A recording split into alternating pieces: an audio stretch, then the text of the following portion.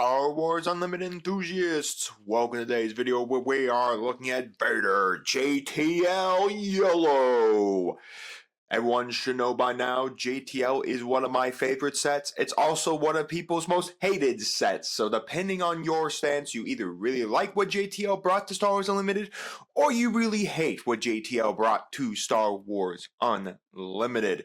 But besides that, this deck is the 7th place deck from the Berlin Sector Qualifiers in Germany on August 15th. And right now, in my opinion, Vader JTL is actually a pretty good deck to go into this upcoming meta, mainly because CAD Ash Blue is just the most dominant deck in this meta. While I think that if you see fluctuations where, yeah, you do see where that CAD does fall off at times, and then other decks do make it, and then that CAD Ash Blue is in the top. But this Germany event, do you want to know what decks 1 through 6 were? All CAD Ash Blue. So I really do think that CAD Ash is probably going to be our first ban of the season. I really do feel like that. I mean, he's just dominating this format. I don't see them wanting to hit Ninth Sister or Chimera or Pre-Vizsla, the cards that really make him good, because they want other decks to be able to utilize of those cards. So there is that. Also, I mean, we aren't far. Technically, we're already past the midway point of the year, and we are about to hit Homeworlds, which will shake up the meta because that will introduce a whole bunch of new cards. We're about to hit Icons, which will shake up the meta because that will introduce reprints from sets 1, 2, and 3 back into the game, as well as give us some new cards, so that will shake up the meta. And then, of course, we rotate in March when we get set 10, whatever name that set will be. But I still think CAD Ash should probably take a ban, and we'll see. The sectors for Indianapolis are going on right now as I'm recording this, so we will see what the sectors look like, who is winning in the Indianapolis sector, and if the top is dominated heavily by a CAD Ash Blue strategy, or a lot of the participants in the game were playing CAD Ash Blue, then that's probably going to have to be Fantasy Flight's ticket to tell them they just need to get rid of the leader. It just doesn't work for this meta, and especially if once Icon comes and once that CAD gets access to the reprint Open Fire, yeah, then that CAD Bane is just going to become even more of a nuisance when it can throw in 3 copies of Open Fire. But one of the reasons Vader JTL right now is kind of actually good for this is that the CAD can only ping stuff that has 2 or less HP on it. So because Darth Vader creates TIE tokens that are all 1 HP, you basically kind of can just create a whole bunch of TIE tokens, and your opponent, your CAD Ash matchup, really can't deal with all of those TIE tokens because they can't really just go ping, ping, ping, ping to kill. Now, there are ways to get around that. For instance, if you play Victor Leader into that matchup, and then your opponent can just ping all the TIE fighters, kill Victor Leader, and then after they do that, they're capable of just literally wiping the TIE fighters off the board. So you do have to be cautious of running in Victor Leader into that matchup rather than just playing the matchup of just summon your TIE fighters and hit your opponent for 1 for little chip damage as you continue to punch them in the face. So with that said, let's look at the deck and then jump to Carry Bass for that best 2 out of 3. Vader on his front side says, action, if you attacked with a non-token vehicle unit this phase, create a TIE token. He flips on 6 and it can become a vanilla 5/6 leader, or it can become an upgrade of +5/+5. We typically always want to add him onto a ship as a +5/+5 leader. As a reminder, Luke Skywalker is the only leader that can't be upgraded hate off of his ship. So if Vader does flip and your opponent does play any form of upgrade hate that is not that states non-leader upgrade, then that doesn't have the syntax of non-leader upgrade, then your Vader will get knocked off the ship pretty quick there. But anyways, when flipped and attached to a fighter, create 2 TIE tokens. We're running just a mono yellow base here, and for the ground units, we have triple Guardian of Windplay. Name a card, look at your opponent's hand, discard a card with that name from it. We have Plot, double Chancellor Palpatine, I am the Senate. I don't know why I read that part. When played, if you control a leader unit, create 2 spy tokens and give those token sentinels for the phase with Plot. Double Galen Ursa. When played, an opponent may take control of this unit Each enemy unit gains Raid 1 and Saboteur. Really nice to give to your opponent, so we can go give them the Galen, and if our opponent doesn't really have a way to remove the Galen, we could just sit there and continue to give Raid 1 and Saboteur every single turn. Double Boba Fett has 5/4 shielded, or we can pad him for 2. When played as an upgrade, you may deal 1 damage to a unit, any unit on the board. If attached to a transport, you may deal 2 damage instead. And finally, 1 Elzer main. If you control a Force leader enters play ready, we do control a Force leader. He does have the Force syntax on him. But when played, you may distribute 5 advantage tokens among other friendly units. When an opponent searches twice the number of cards on top of their deck for an event, reveals it and draws it. So basically, in essence, you play him, you can distribute up to 5 advantage tokens to any unit that you want, and then your opponent gets to search the top 10 cards for an event. Now again, it really kind of matters what deck your opponent's playing. There are plenty of really good events out there depending on what deck your opponent's playing, but there could be a chance where their opponent might not be playing enough events, where this could basically just search them top 10 cards, if nothing, shuffle it back and put it on the bottom of their deck, and basically burn 10 cards off the top of their deck down to the bottom. Just be cautious that depending on your matchup, you may or may not want to play this card. For space, because this is just what Vader JTL is heavy in space. Double A-Wing with Raid 1, double First Order TIE Fighter of while you control a token unit gets Raid 1, triple Black Sun Patroller coming in shielded, triple Emissary Stealth Speeds when defeated each opponent may ready a resource, triple Pirate Stub Fighter with Ambush, 1 Death Space Skirmisher of when played control another space unit may exhaust a unit, triple Lurking Snub Fighter of when played exhaust a unit and has plot, triple Stolen AT Hauler of choose an opponent for this phase. You may play this unit from its owner's discard pile for free. As a reminder, that is not a you may activate this effect. It's a you must target an opponent. So as long as one of these is in rotation, you and your opponent can constantly get this card back and forth to each other because of the fact that it always, when killed, will always have that trigger effect. So be mindful of when playing this thing never actually turns off until someone forgets to play it using its effect. Triple Victor Leader to give all other space units +1/+1. Triple Clone Combat Squadron of this unit gets +1 for each other friendly space unit.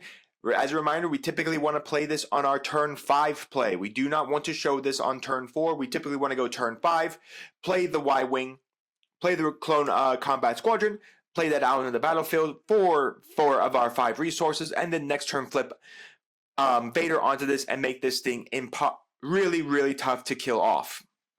Unless your opponent just knocks the Vader upgrade off. And finally, double Stub Fighter Squadron, Ambush, and then when played, deal 1 damage to a space unit. For our events, we have 1 Arrest. Your base captures an enemy non-leader unit. Start of the regroup phase, its owner rescues it. Double the Axe Forgets, return a non-leader unit that costs 3 or less to its owner's hand. 1 Beguile, look at your opponent's hand and choose a non-leader unit that opponent controls that cost 6 or less and returns its own hand. This is a great way to look at their hand and then know kind of what we have, and then go Gardenian, plot out a couple Gardenians, or go Gardenian to name cards out of their hand. 1 Far, Far Away. Return a friendly non-leader unit to its owner's hand. If you do, return an enemy non-leader unit to its owner's hand. So basically bounce something back to our hand. So we can bounce I don't think we can bounce a token back to our hand. I'm not sure if by FAQ standards, if we actually have to bounce the unit back physically to our hand. So if we bounce a token, does that immediately trigger the effect for all of that? But nonetheless, we just bounce something that we have, bounce something our opponent has as well. And then finally, triple Hold for Question. Exhaust enemy unit. If you do, look at its controller's hand and discard a card from it if shares an aspect with that unit. Again, another way to look at their hand for the Gardenian so that we can play out and name something to rip even more cards out of their hand. Remember, Gardenian and Hold for Questioning do not draw for our opponent, so it's just really nice. And finally, for upgrade, triple Craving Power. Attached to a friendly unit. When played, it deal damage to an enemy unit equal to the attached unit's power. Just a great way to go on 5 to melee murk most things off the board. So like you go Vader onto something and then go Craving Power to give it also more plus, especially if you're on the bomber. And then murk something instantly off the board state. For the sideboard, our player here was playing 1 more Axe Forgets. There is no conflict. Return any number of upgrades on attached unit to their owner's hand. That includes ours and our opponent's. And do remember, if we do give it to our opponent, they do get a +2/+2. one more Chancellor Palpatine, one Remnant Lookouts. When play looks at your opponent's hand, you may discard a card from it. If they do, they draw one more Snub Fighter Squadron, one more Boba Fett, two Commandeer. Take control of a non-leader vehicle unit that costs 6 or less without a pilot on it. If you do, ready it, and at the start of your regrouping phase, return to his own hand. One Elzar main, and then finally, one Watch This. Return a non-leader unit that costs 6 or less to his own hand, exhausts each other enemy unit in the exact same arena. So that is the Vader JTL yellow deck. Let's jump to Carabas for that best 2 out of 3. Alrighty, folks, here we go. Our matchup is against the new Chancellor Palpatine from Ash Data Vault. And, you know, it's not the worst hand. We got the Snub Fighter. We got a couple of Snub Fighters. We got the Far Away, as well as we did get the 𝐒𝐓𝐾𝐄 here. Our opponent is going first. I think we'll keep this hand. We'll put away, let's put away the 𝐒𝐓𝐾𝐄 and we'll put away the Far Away. So if you don't know what this Chancellor Palpatine does, is action, choose an exhausted friendly unit, give an advantage token to each other friendly, give an advantage token for each other friendly unit. He flips on 7 and on attack you may choose another exhausted friendly unit. If you do, get an advantage token for each other friendly unit. So basically you just mass a big enough board state, then you spam a bunch of dudes out, and then you're basically just going to go ham from there. We do have the ability to create a tie token immediately thanks to the ambush from this. We do want the arrest. There are points, like, if he does give us a bunch of, okay, well, we lost the Clone Combat Squadron because, again, he can pitch either a green or a villainy card out of his hand. He couldn't get rid of the Hauler, thing like that. It also means that we don't get a tie token here. We'll put the Gardenian away. Interesting. Because we do have another ambusher here as well. So we could sacrifice the tie token to hit the shield. Because again, we are dealing with the Chancellor himself, so that does mean that he is capable of giving someone tokens, or someone advantage tokens here. We're gonna ambush that, and then we can ping that for 1. He's going to give the advantage token there, so we're just going to kill off this A-Wing. Just keep him off bodies. That's the only way to really deal with this Emperor. You got to just keep him off the bodies. If he starts getting bodies, well, you're ruined pretty quickly. Because bodies mean something. Now, the problem is, yes, we can give him the Galen. And it really does suck if we give him the Galen. But, I mean, we do get Raid 1 and all this. But he can target the Galen with advantage tokens. That is something he is allowed to do. So we could just go arrest to arrest that. And we do get the Hauler back because technically it's our card. Our opponent doesn't get to keep it. I believe because we captured it, technically it's our card off of arrest. Alright, so we just stole that. So we're just going to go TIE Fighter into that to immediately kill it. While it does suck that we lost another TIE token, we can pass, yep, arrest to get that back.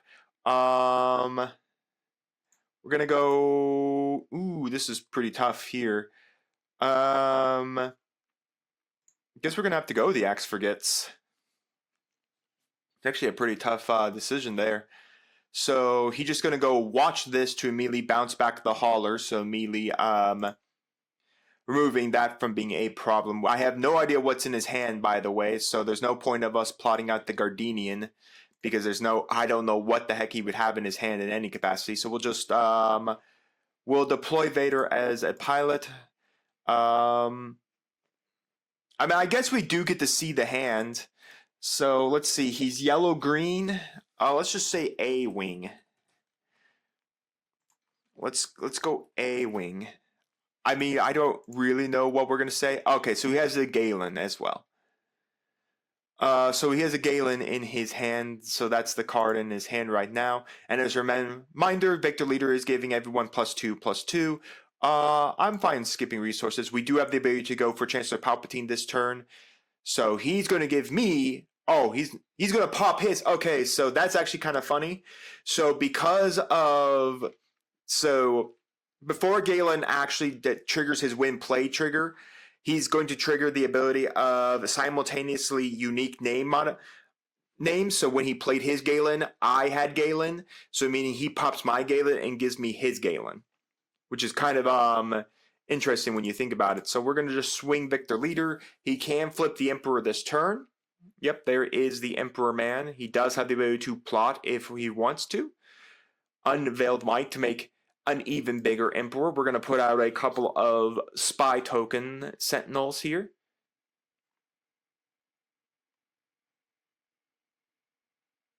Oh shoot, I totally forgot he has Saboteur because of Galen. Right, I totally forgot. The guy has Saboteur because of Galen. So we just got to go right through that, right through my Sentinels. Now, I don't think this is really going to matter. I mean, honestly, we could just drop this, and then, I mean, we could skip resourcing. I mean, my opponent is pretty much just straight dead for what we have here. Again, like I said, the best way to deal with this Emperor is easy. You just control their board state. So he's going to steal my, that. So we can just go Craving Power, melee kill that. That does trigger the ability of the Hauler as well. Like I said, the Hauler is not a you may trigger this ability, it's a you must trigger this ability. So that's why I said you can constantly get it back and forth here. I mean, yeah, I mean, I'd rather just kill it off. I mean, the Craving Power just did push more damage. I mean, Troop Patrol, yeah, you really didn't have to use the Craving Power, but honestly, I didn't really need to. So let's see. We are going to put this in, and we're going to run our double Commandeer as well. Just because I kind of want to be able to bounce a couple more things. So let's see. I really don't want to res stuff, especially not something he could then target with the Palpatine to get it something, and then we need to drop 2 more cards out of this. We're going to drop the Stealthipede down to 2. And let's drop Far, Far Away can still be very nice. I don't know what his events are. What in a 60 card deck, what would you play as your events? Like Arrest? I mean, he's got some pretty good ones. Like he's got Hold for Questioning. I mean, we've seen Beguile. No, we saw Watch This. So I don't know, like, out of 60 cards, if that's really worth it. Let's drop the Elzar main here, and let's just play heavy in space. You know, sometimes you just draw really, really good. We'll keep. We can put away a Snub Fighter, and let's put away. Yeah, yeah, let's go the Black Sun Patroller. He is going first here, so we're immediately going to be able to go ambush, melee, kill that off. And then because there's not another unit, he can't target the TIE token with of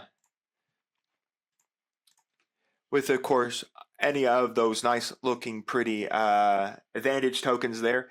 Again, like I said, you just keep control of this board, and this deck does have struggles into this format. That does kind of suck that we have now the Victor Leader out.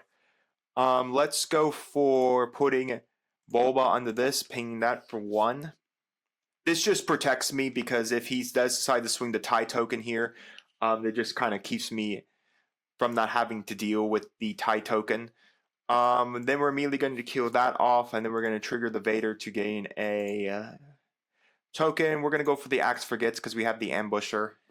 But yeah, like I said, easiest method, deal with this board state. I mean, this deck, any JTL deck is just so much fun. If you play exactly right for what JTL wants to play, it is just so much fun. I mean, it's not fun for your opponent, mind you, or anything like that, but it's fun for me, I guess.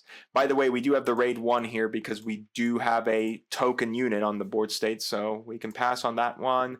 We'll put a Snub Fighter away. We have a plot of Gardenian and Snub Fighter the turn we flipped. Not that I didn't have any idea what's in my opponent's hand. We just lost our Snub Fighter there, which is kind of sucks.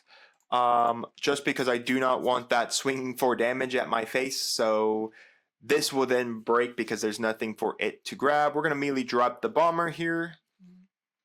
And then we're going to swing, but we don't have any ability to create any... No, we do have the ability to create a TIE token. I forgot. We did swing with the First Order TIE Fighter. We can put away a Chancellor. So he bounced back with watch this. We'll put it back out. We won't flip this turn. We'll drop this. We'll pass. We do have hold for questioning. I think we're gonna put the Galen away. It's our first Galen we've seen, so does really suck. But I mean, we have really strong force right now. So the Emperor coming out, he's probably gonna plot some unveiled might. And then we're going to go for Vader as a pilot. Put it under there. We'll create 2 TIE tokens.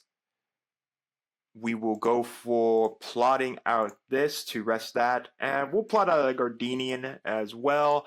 Let's name Galen or so. Well, my opponent has 2 of them. All right. Well, we can get rid of 1. So he has Galen or so and tear this ship apart. So yeah, I think we're pretty much winning this one. Basically, in this deck, if you allowed this bomber to sit here, you win the game. We can skip resourcing.